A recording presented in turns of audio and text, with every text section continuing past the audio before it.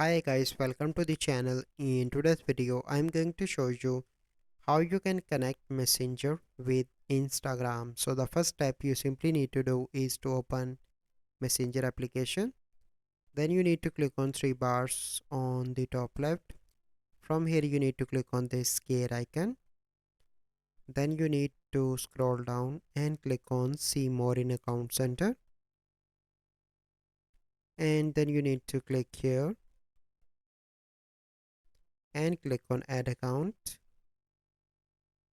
And then you need to add your Instagram account that you want to connect. So I'm going to use this one for example, and you need to wait for a few seconds.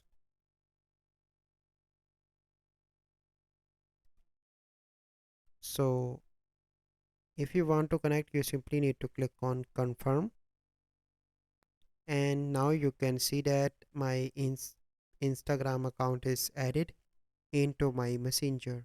So here you can see that. So this is the process.